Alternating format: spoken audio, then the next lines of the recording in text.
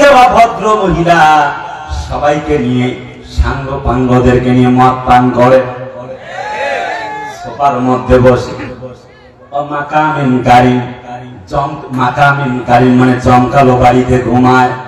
Sofa set, 20 KG ওজনের পাঙ্গাস মাছ ফ্রিজের ভিতরে, 3 কেজি ওজনের ইলিশ মাছ, হরিণের গোস্ত, গরুর গোস্ত, পুঁই শাক, বিভিন্ন রান্না করা খাবার। আল্লাহ বলে আমি আল্লাহ পাক রব্বুল আমিন ওই ফাতিলকা বুয়ুতুহুম খাবার পর্যন্ত খাইতে দেই নাই, ঘর থেকে বের করেছি। কথা না বলে কেমনে বলবো? জোরে বলো ঠিক কেন? একটু তাকায়া দেখো, আমি বলতেছিলাম নবীজি কোরআনের মাহফিল করছিলেন যখন চতুর্দিক থেকে বাধা আসলো তখন। এবার আসি, আমি জাগা মতো আজকে কথা বলে যাব, যা আছে কপালে। সর্বোচ্চ আপনারা আমাদেরকে জেলে ভরাইতে পারবেন, মাহফিলে বাধা দিয়া ফাঁসির মঞ্চে ঝুলাইতে পারবেন রাজাকার বানায়া। আমি কথা বলতে চাই, রাজাকার রাজাকার স্লোগান বাংলার মাটিতে আর চলতে দেওয়া হবে না। কথা বলেন ঠিক কিনা? রাজাকার রাজাকার স্লোগানের দিন শেষ, আগামীতে ইসলামের বাংলাদেশ। ঠিক কিনা বলো? যারা ইসলাম আমাদেরকে বন্দী করে, আলেমদেরকে বন্দী করেছিল, কোরআনের মাহফিলে 144 ধারা জারি করে আলেমদেরকে ফাঁসির মঞ্চে ঝুলিয়ে দিয়েছিল, তাদের ভাঙ্গা নৌকা এই বাংলার মাটিতে আর চলতে দেওয়া হবে না, হবে না, হবে না।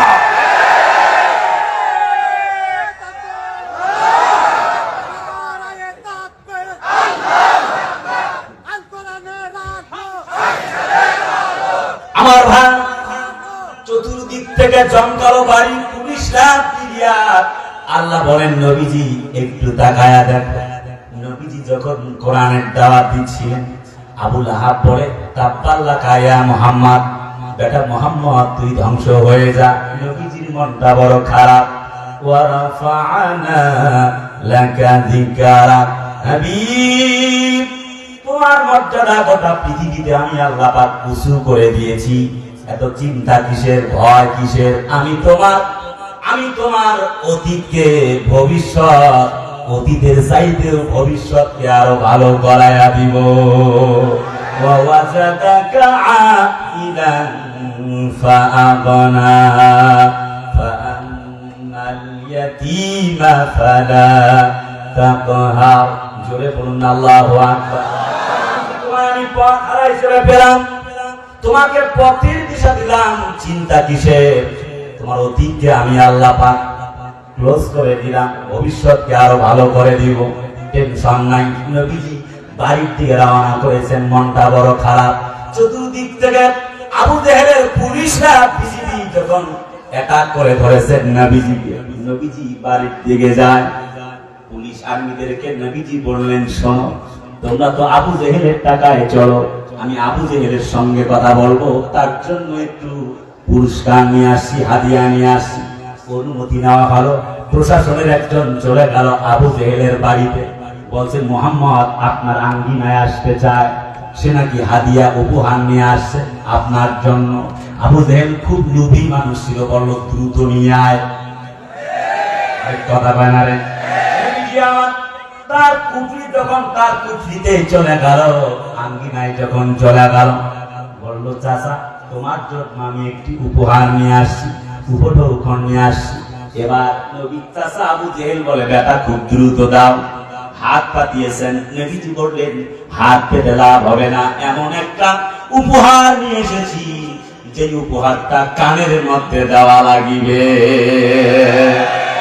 আবু জেহেল বলে বেটা বুঝতে পেরেছি, তুই কোরআন শোনাতে চাস, তোর কোরআন শুনতে দেওয়া হবে না। নবীজি সিরাত ইবনে হিশামে এসেছে, নবীজি ধাক্কা ধরে যখন ধাক্কা দেওয়া শুরু করলেন, আল্লাহ বলে জিবরিল যাও যাও যাও আমার নবীর পা দুটি টেনে ধরো। আরে ভাই কথা ভালো লাগবে ঠিক কিনা? জিজ্ঞেস করতে চাই আল্লাহ আছে না নাই? এই জায়গায় আলোচনা মনে রাখা লাগবে। তার মানে বোঝা গেল এতদিন 17 বছর ধরে আন্দোলন হলো, কোনো কিছুই করা গেল না। এরপরে ছোট্ট একটা আন্দোলন দিয়া আল্লাহ রাব্বুল আমিন জালেম শাহীকে বিদায় ঘন্টা বাজিয়ে দিয়েছেন। মিলায় নেবার দরকার। পরিস্থিতি কেমন হয়ে গেল, 12টা পর্যন্ত কোনো মানুষ নাই, জনমানবহীন একটি ঢাকা। আমরা তখন ঢাকার মাটিতে, আমার ইয়াসিন জানে, অনলাইনে অনেকে জেনেছেন। কলিজার টুকরা বন্ধুরা আমার, পরিবেশটা এমন, একটি রিক্সাওয়ালা পর্যন্ত যদি চলে যায় তার হাওয়া ছেড়ে দিয়ে ব্যাগে পাঠায় দেয়। পুলিশরা, বিজিবি, এমপি, মন্ত্রী, মিনিস্টার চতুর্দিকে ঢাকাটাকে ঘেরাও করে রেখেছেন। Army, intelligence branch, tear shell, গুলি, কামান, গরম পানি, হেলিকপ্টারের মধ্যে গরম পানি, সবকিছু রেডি। যা ছিল সবকিছু রেডি, শুধুমাত্র সামনে আসলেই গুলি কইরা শেষ করে দিবে। হাজার হাজার রাউন্ড গুলি আছে, কথা বলা লাগবে। কিন্তু আল্লাহর সিদ্ধান্ত কেমন? আমাদের বুবুজান সিদ্ধান্ত করলেন লাখ লাখ মানুষ মাইরা হলেও ক্ষমতায় থাকাই লাগবে। কিন্তু আল্লাহ কয় না, আমি আল্লাহ আর তোকে রাখবো না। হঠাৎ 12টার পরে হাজার হাজার মানুষ, হাজার হাজার মানুষ নয়, লক্ষ লক্ষ মানুষ জমায়েত হয়ে গেল। আমার তো মনে হয় এটা কি করে সম্ভব? How is it possible? এটা কি করে সম্ভব হলো? ওয়া আরসালা আলাইহিম তাইরান আবাবিল। আল্লাহ বলেন, আমি ঝাঁকে ঝাঁকে আবাবিল রূপে, আমি আবাবিল একটি দলের নাম, পাখির জাতের নাম। তয়রাত মানে হলো পাখি। আবাবিল পাখিদেরকে আল্লাহ পাক পাঠায়া দিলেন।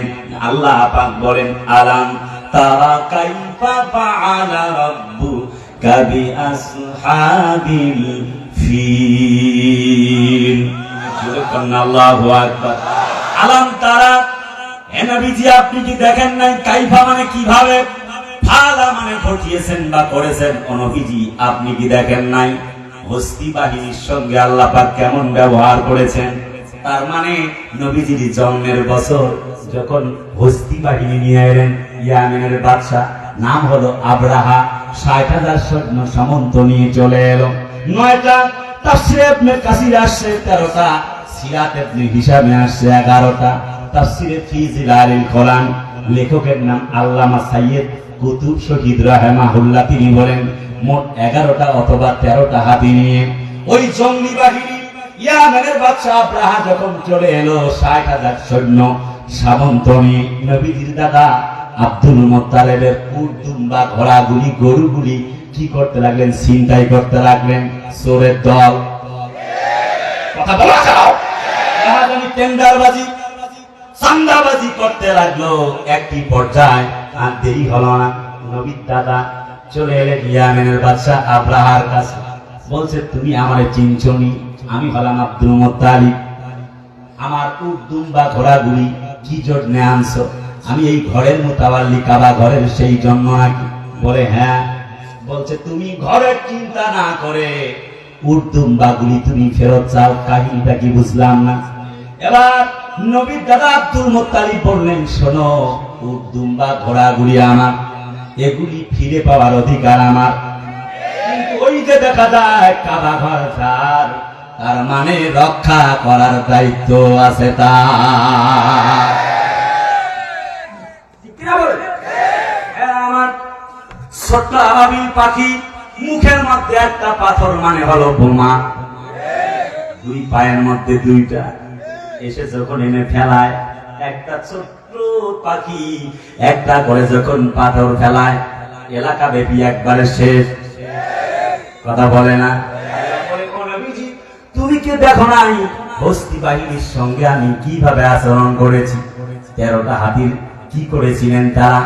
গলের মধ্যে লাগালেন শেকল, আর ওই যে কাবা ঘরের চতুর্দিক থেকে শেকল লাগানো হলো, টান দিলেই ভেঙে চুরমার হয়ে যাবে। টান দিয়ে ভেঙে চুরমার করবার আগে আল্লাহ পাক জালেমদেরকে জমিন থেকে বিদায় করে দিয়েছেন। জিজ্ঞেস করতে চাই, সেই আল্লাহ আজও আছে না নাই? বন্ধুরা আমার, ঠিক 5 আগস্টে আমি বলবো না হাসিনা পালাইছে, বারবার এই কথা বলে বিরক্ত করবো না আপনাদেরকে। এখানে আমার আওয়ামী লীগের ভাইরা আলোচনা শোনার জন্য বারবার বলবো না শেখ হাসিনা পালাইছে, তবে আমি এটা বলবো আলেমরা পালায় না, আমাদের মামুনুল হকেরা আমাদের সাইদিরা পালায় যায় নাই, তোমরা পালাই গেছো। তার মানে আলেমরা পালায় না, জালেমরাই পালায় যায়।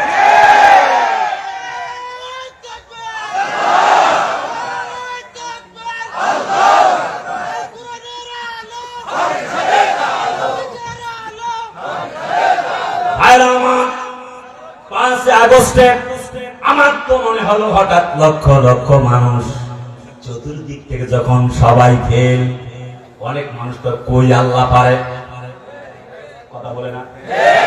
17 বছরে অনেকের ঈমান পর্যন্ত হারায় গিয়েছিল। আমাদের যখন যায় বাড়ি পোড়া, তখন তাহিরি মার্কা আলেমরা খায় আলু পোড়া। প্রকৃতির বিচার আছে না নাই? পরের সেন্টেন্স আর বলবো না, সবাই আমরা ভাই ভাই, যারা কোরআনের কথা বলে তাই আমার ভাই। যারা জালেমদের দোসরগিরি করেছে আল্লাহর কসম তাদের বিচার বাংলার মাটিতে হবে। ওই যে বললাম বাইতুল মুকাররমের খতিব পর্যন্ত পালাইছিল, ঈমান কি ছিল না গেছে? ঈমান কি আছে না গেছে? ঈমান গেছে জন্য জালেমের দোসর ছিল, না বানাইছে কথা বলে না। কত বড় 5,000 গোলাম ছিল।